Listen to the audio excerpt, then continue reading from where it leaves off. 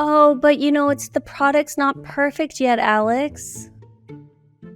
What would you say to that? Well, because you don't know if it's perfect or not until you launch it. And it's truthfully never perfect. And you'll never be happy enough to launch it if that's how you think about it. I'm worried about sharing this with my friends and my network in case it's not a good idea. What would you say to that? This is what I hear every single day. And I get people, I have this great idea. I've been wanting to leave my corporate job to go and do it. Well, first of all, you can stay in your corporate job. You can launch this on the side on the weekend, see if it's a good idea, and then you can make a decision to leave your corporate job or not. But don't be in this mode of paralysis because you're stuck in your corporate job, but then you're daydreaming about this other idea. Do both at once. I don't care if you have children, right? You have 20 minutes in the evening to do one little thing towards this idea, and it's going to bring passion to your life. And if it doesn't, then it's probably not the idea to leave your corporate job for.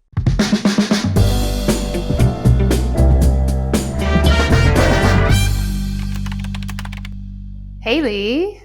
Hello, Alex. Long time no speak, even though I just spoke to you 10 times this morning already. That's pretty much us, right? And here we are doing yet another project together. Well, as I say, you're going to have to do projects with me until the day you die, whether you like it or not. I'm not leaving your side.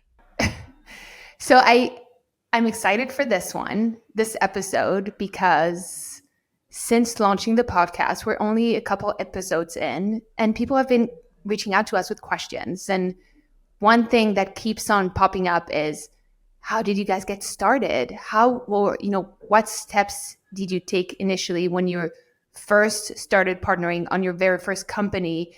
And lots of women reach out to me daily. I had 2 talks just today, women wanting to know, I'm lost. I don't know how to transition out of, taking a pause from my career into getting back to work. I have all these ideas and I just feel stuck.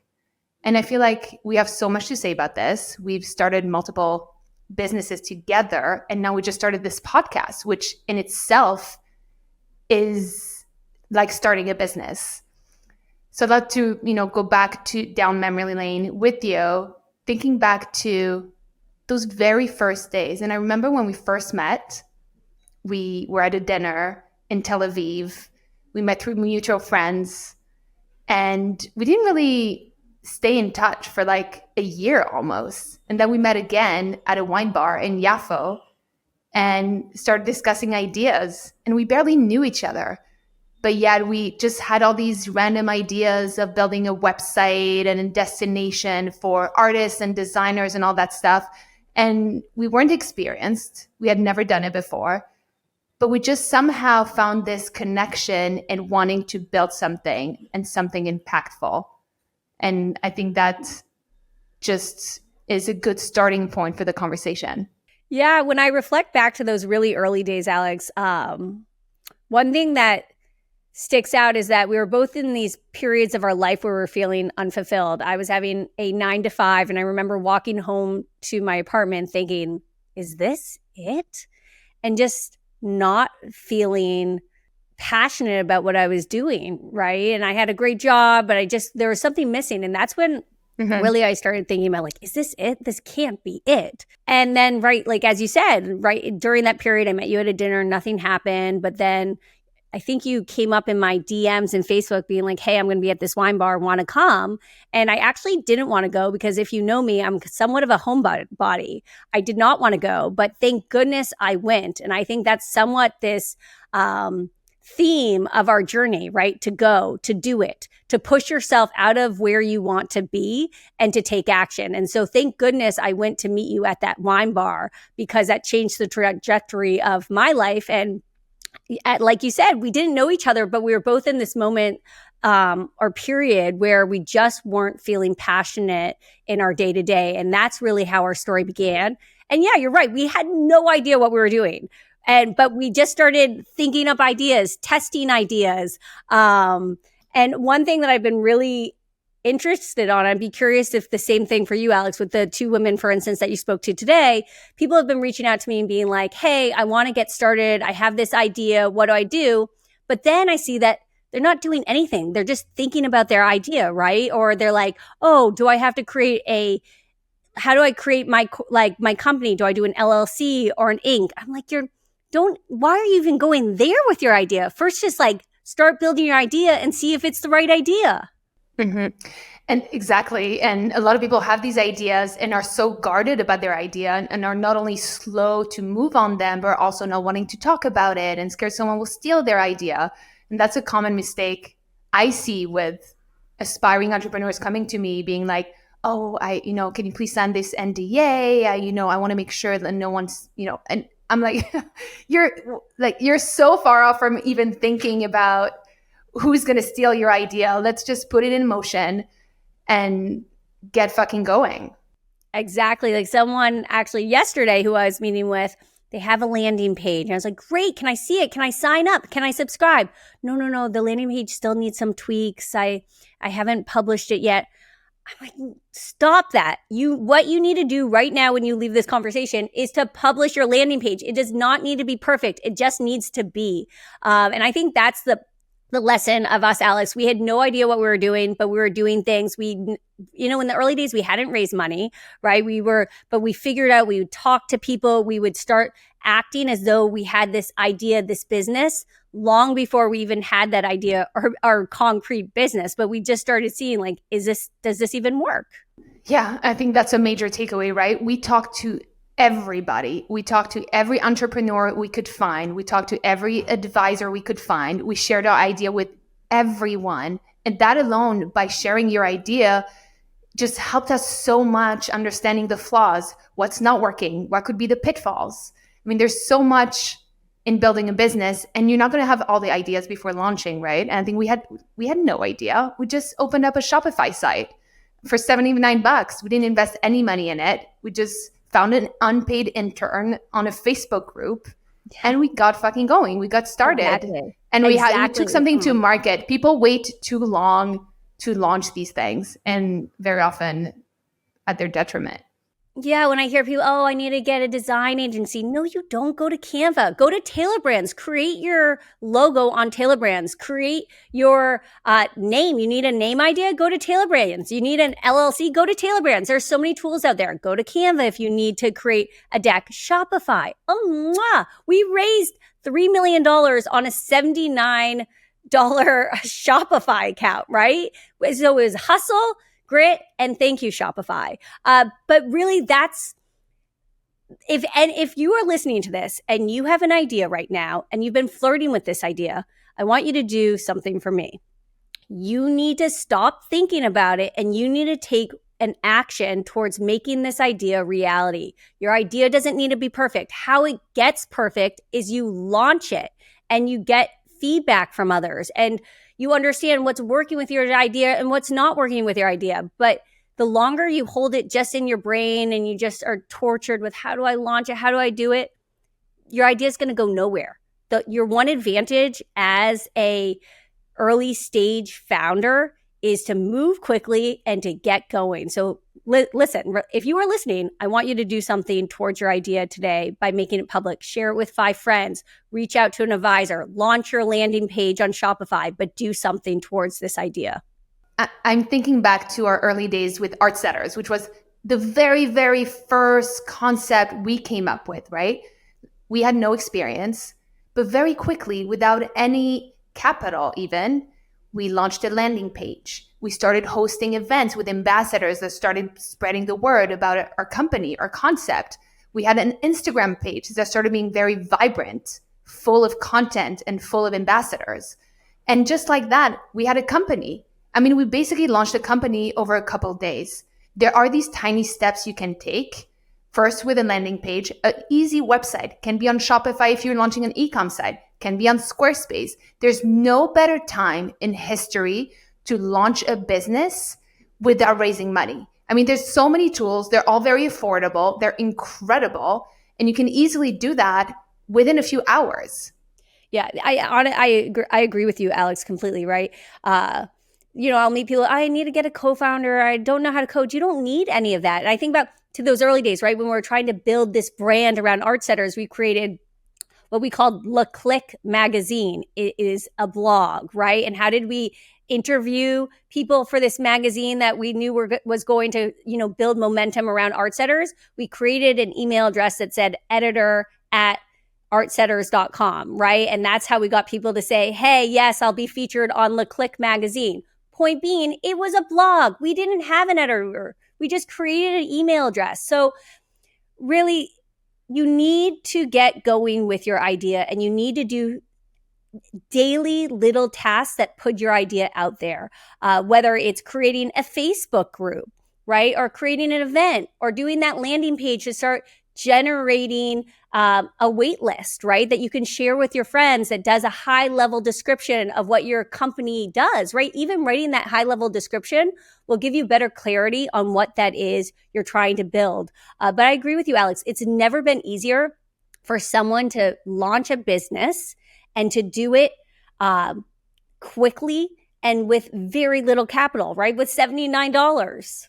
Exactly. I feel like people get hung up on these things. I don't have a co-founder. I'm not technical. I'm not good at raising money. I don't have a design team. Whereas these things are actually not blockers anymore. They used to be blockers 20 years ago, but actually in this day and age, you can launch a company within days, literally. So it's about removing those mental blocks, removing the reasons why you think you can't reach it, and just get going by doing your learning, by sharing your learning. Oh, but it's the product's not perfect yet, Alex. What would you say to that? Well, because you don't know if it's perfect or not until you launch it. And it's truthfully never perfect. And you'll never be happy enough to launch it if that's how you think about it. I'm worried about sharing this with my friends and my network in case it's not a good idea. What would you say to that? This is what I hear every single day. And I get people, I have this great idea. I've been wanting to leave my corporate job to go and do it. Well, first of all, you can stay in your corporate job. You can launch this on the side on the weekend, see if it's a good idea. And then you can make a decision to leave your corporate job or not. But don't be in this mode of like paralysis because you're like stuck in your corporate job, but then you're daydreaming about this other idea. Do both at once. I don't care if if you have children, right? You have 20 minutes in the evening to do one little thing towards this idea, and it's going to bring passion to your life. And if it doesn't, then it's probably not the idea to leave your corporate job for. I think part of it too, though, is that people don't feel equipped to do that. It became such second nature for you and I, right? But a lot of people have no idea. They've never heard of Canva. They've never heard of Squarespace. How to get started. And I think we'll be sharing a guide after this episode on, the core tools to get started. But there is so much at your fingertips that you can just jump on that entrepreneurship train so much more easily than ever before. But I think it's important to know that, yes, for us, it's second nature, but for most people, they don't know about all these tools, right? So what are your 5 favorite, when I say, and what comes to mind first? And obviously I'm sure the list is longer, but if I ask you, what are your 5 favorite tools for someone that is about to build their business? What would you recommend? Canva, hands down. I used to not pay for it. Now I pay for it with all my soul. It's the tool that I'm on every single day for everything. And you know this, we've never had in-house design teams for anything. All of our marketing materials, everything we basically do on Canva because it's that simple and we can control that process so much more easily. Second one, I would say, some sort of web development app, either Squarespace if you're doing a simple landing page website, or Shopify if you're doing an e-com.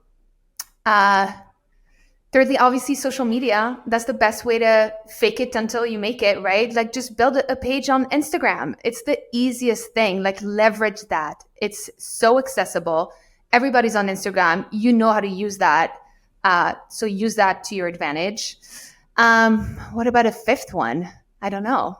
Well, I'd say the paid version of ChatGPT. That's so helpful when you're just a solo entrepreneur trying to move quickly. It's going to save you a lot of time. That's your team member right there. He's your editor. Yep, exactly. So 100% paid version of ChatGPT.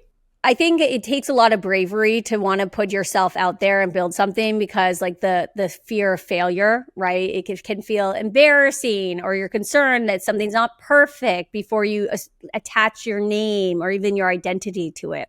So I often see a lot of smart people in a paralysis state because they want it to be perfect before they launch it, right? And that is just going to kill an idea, right? Like, you can't get something perfect. Nothing will ever be perfect, but you can't learn and evolve unless you put your idea out there. So I think one thing that really keeps people blocked is the idea of perfection. I also think the idea that you need to be like all in those early days, right? Like that you need to leave your corporate job, or you need to leave being in the transition of being a stay-at-home mom to want to go do this idea. No, you can flirt with both. You can multitask, right? Getting started can just be an hour a day of your time. But those are the two that I'd see, like this idea that people think you have to be all in those early days, and you really don't have to. And this idea of perfection, and also overthinking. Oh my goodness. The amount of people that before they even like start their idea are thinking about, should they incorporate it as an Inc. or an LLC, or what kind of company insurance do they do? It's like, give me a break. Don't even go there until you even see if this is a good idea or not. 100%. Nothing else to add. All of it, all of the above. I think it's, we talked about it with Ron Gura, right? The good enough mentality. A lot of people just can't get there, and maybe that's just not in their DNA. But I do feel that you need some level of discomfort as an entrepreneur, at least be okay with it in order to launch something and be okay with the bumps on the road.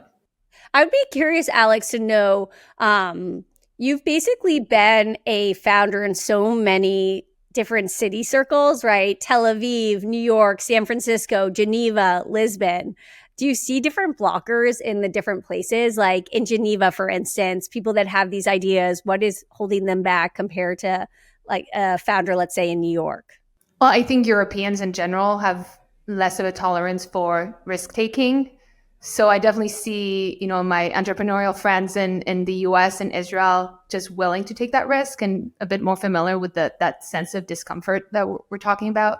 And also the notion of perfection and, the time involved in investing in a design team and in a web development team so early on in the process, where, as we talked about, there are so many ways to do that for basically free. I do think there's something about the US mentality that just enables these entrepreneurs, and same with Israel, where they just more naturally gravitate towards these risk-taking opportunities that comes with being an entrepreneur. I'd love to double tap a little bit more on how we started this podcast, because this is the perfect example for our listeners to hear how we got started. We were both transitioning out of Clay. We were reaching the end of our vesting. So I think, again, going back to that transition phase, it's really interesting what goes on in your head. So I think both of us knew that people were constantly reaching out to us for advice. We knew we had a lot to share on our journey. And what better way to do that than through a podcast? So I think the thought process was pretty straightforward. But again, we felt a little bit stuck on how to execute on it, because it's not something we had done before.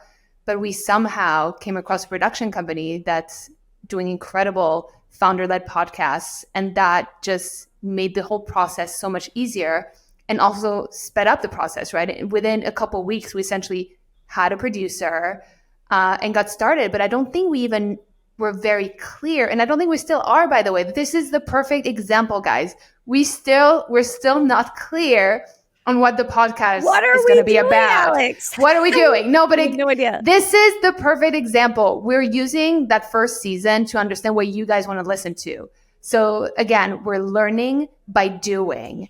And throughout this process, it's helping us identify and narrow down exactly what the podcast is going to be about. But it only took a couple weeks. I think it took us 2 months total from, first conversation, Lee, let's do a podcast, to actually launching our first episode. Yeah. And I think that's such a good point, right? We have no idea what this podcast is ultimately going to be about, but we wanted to get going. We wanted the process to help influence that decision.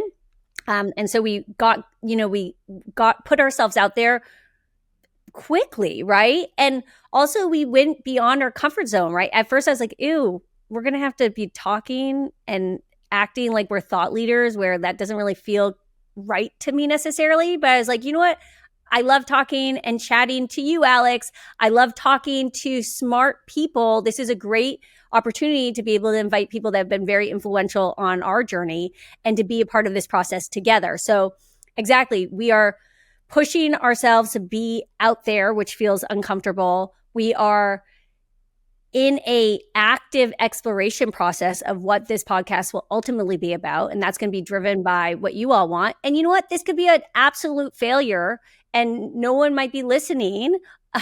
But it was still, I'd say, a very worthwhile failure, because again, we're learning from this experience together. And this is what I think people forget, that the idea you have right now, it is hopefully going to evolve, because all great ideas need to evolve. But the only way ideas evolve is once you put it out there. And also, your current idea could be a failure, but it could also open a door to an even better idea. So just like this podcast, we don't know where it's going to lead. We don't know if it's going to work out or not. It felt really uncomfortable in those early days of even saying like, yeah, we're launching a podcast. Like I felt like, oh, like we're launching a podcast, like kind of awkward about it. Yeah, and people are still asking me, what are you going to do with it? Are you going to monetize it? And I was like, I don't know. I have no idea. Exactly. You know, this is actually great therapy, because honestly, when people say, oh, tell me about your podcast, I'm always so awkward. I'm like, oh, it's no big deal. I don't want to tell you about it, and move on. And it's like, no, I'm going to own it. Starting today, I'm going to be like, I have a podcast called Unfinished Business, and you should listen to it.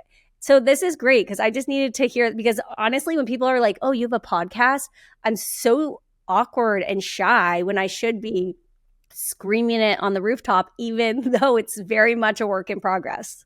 Yeah, so I think there are a lot of podcasts out there. And when Alex and I were, when we were chatting about this, Alex, we we're thinking, there are so many startup podcasts out there, but we knew that there's this gap, because like you said in the beginning, every single day we have founders reaching out to us that are like, I have this idea. How do I get going? And our tagline is always like, get fucking going. Go do something. And so I think when we really started on this journey of let's hold conversations with people that helped us get going in those early days, that's somewhat how we thought about Unfinished Business. How do we help others get going? And hopefully, how does this whole process help us get going on our next idea as well?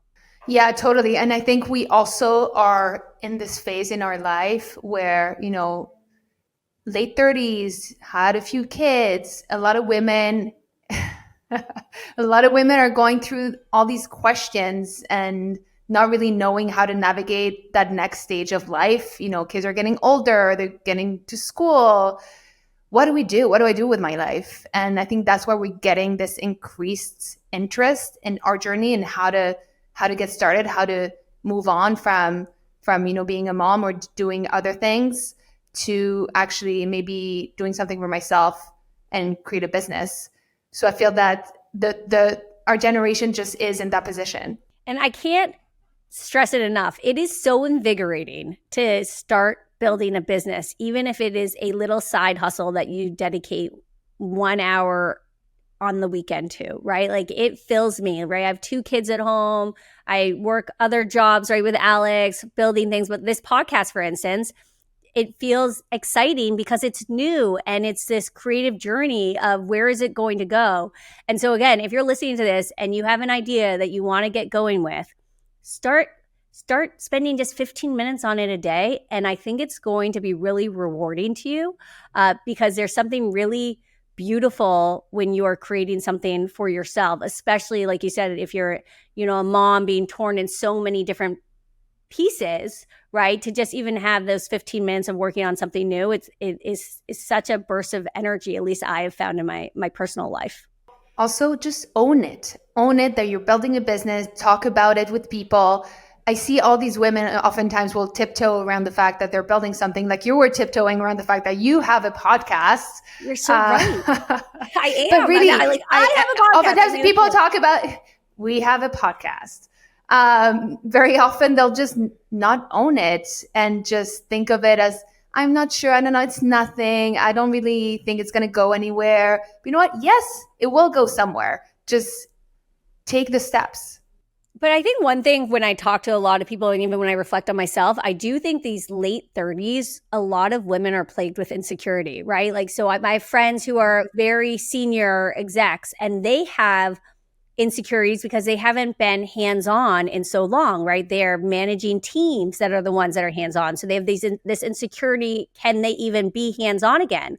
Or I have friends that took a step back when they were becoming moms, right? And haven't really been in the workforce. So they have insecurity that they aren't able to get back into the workforce. And, I think women in general are just sometimes insecure about the power that they have and their abilities, right? I know I am. And so I do think that's, I think, you have to fake it until you make it. Even if you don't think you can do it, I guarantee you can. You just need to start trying. How do you build that confidence? Honestly, for myself, it's just really faking it until I make it, right? Because if I listen to my internal voice, then I wouldn't be doing anything. So it's really just putting myself out there in a arena that I don't naturally gravitate towards, right? Because I'm insecure, but just pushing myself to to zones outside of my comfort area. Yeah. What about you? No, likewise. I think it's embracing the lack of comfort and understanding, really having that as a principle, right? That things are not going to be perfect. You're going to have to get out there, even if it means you're a little bit embarrassed, and be okay with that, because that's part of building a business. And also understanding that I'm probably the only one that thinks that. Most people are looking at it with inspiration and a lot of admiration. So I feel that you always need to put the other person's lens on to see what it actually looks like to others, as opposed to what you think of yourself. Yeah, and surround yourself with doers, right? If you're surrounding yourself with people that are just happy being in the status quo, it's much harder to push yourself forward. So I think find a doer in your circle. And even if you don't have a doer in your circle, reach out to someone on LinkedIn. Say, hey, do you have time for a 15-minute Zoom? I'd love to pick your brain on how you got going. Again, it doesn't have to be this massive step of I'm not saying dump all your friends and get a whole new set of friends. I'm saying ask someone for 15-minute chat who inspires you, right? And that's how you start getting yourself in this mindset of, yes, I can do it.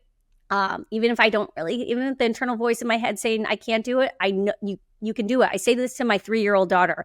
Whenever she's nervous to climb a jungle gym, I just say, repeat to yourself, I can do it. I can do it. I can do it. And as long as you're saying, I can do it, I can do it, I can do it, you don't even have time to listen to that internal voice of saying you can't. And you'll be surprised at how generous people are with their time. Like the people that you think maybe don't have time or interest in talking to you actually will make time for you. Like people that have made it actually really enjoy coaching other founders, aspiring founders. So don't hold back. There's so many ways nowadays to also reach out to these people. You can DM them on Instagram. You can reach out to them on LinkedIn. These people are more accessible than ever.